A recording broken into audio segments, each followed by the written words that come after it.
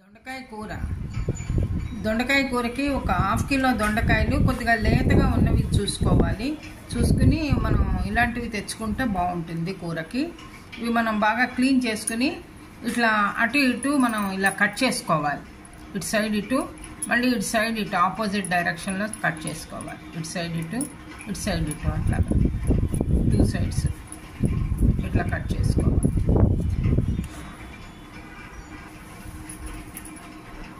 ఇప్పుడు దీనికి దొండకాయ కూరకి 2 స్పూన్లు శనగపిండి, తగినంత కారం, ఉప్పు, 1 స్పూన్ జీలకర్ర, అన్నీ పచ్చివేను ఇలా బాగా మిక్స్ చేసుకోవాలి. జీలకర్ర, ఉప్పు, కారం అన్నీ మిక్స్ చేసుకోవాలి.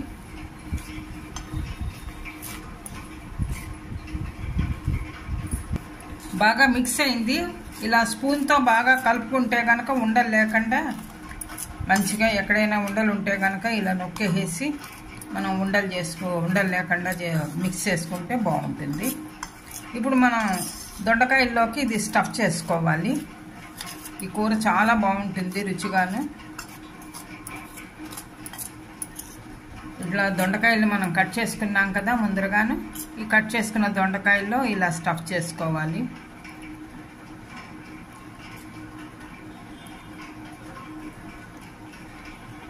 ఈ విధంగా స్టఫ్ చేసుకుంటే, కొద్దిగా లేతగా ఉంది కదా అందుకని కొద్దిగా కట్ అయింది. ఇట్లాగా బాగాను కొద్దిగా జాగ్రత్తగా చూసుకోవాలి.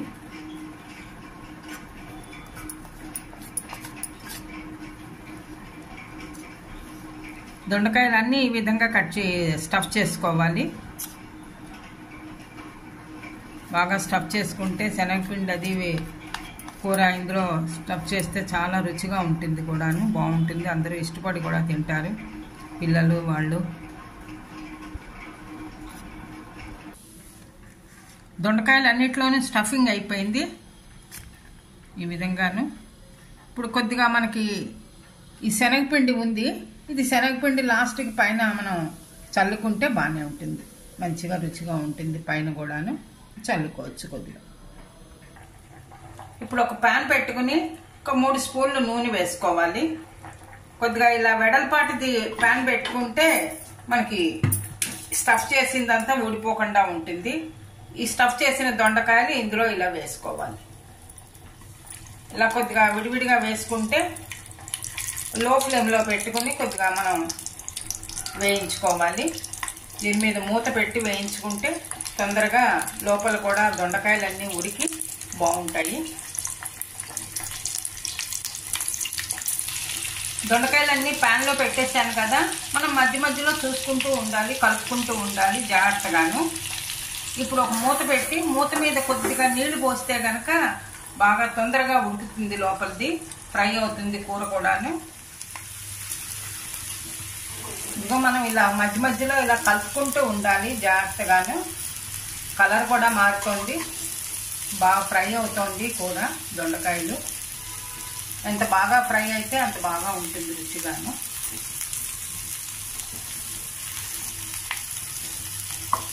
ఇంకా కాసేపు మనం మూత పెట్టే ఉంచుకుంటే తొందరగా ఉడుకుతుంది లోపలంతా.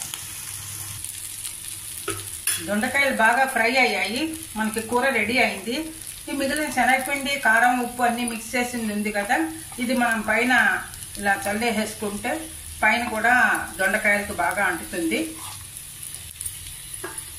ఒక 2 మినిట్స్ అండి, 2 మినిట్స్ మనం కనుక దీంతో పాటు ఇలా ఫ్రై చేసుకుంటే మిక్స్ చేసుకుని సరిపోతుంది.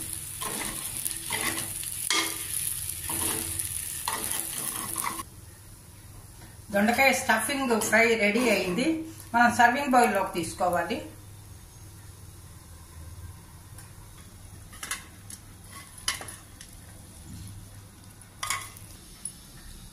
శనగపిండి కారంతో స్టఫింగ్ దొండకాయ చాలా బాగుంటుంది. ఇది మనం వేడివేడి రైస్లోకి సర్వ్ చేసుకుంటే చాలా రుచిగా ఉంటుంది. మీరు కూడా ట్రై చేసి చూడండి. ఈ వీడియో కనుక నచ్చితే లైక్ చేయండి, షేర్ చేయండి, సబ్స్క్రైబ్ చేయండి. Thank you for watching.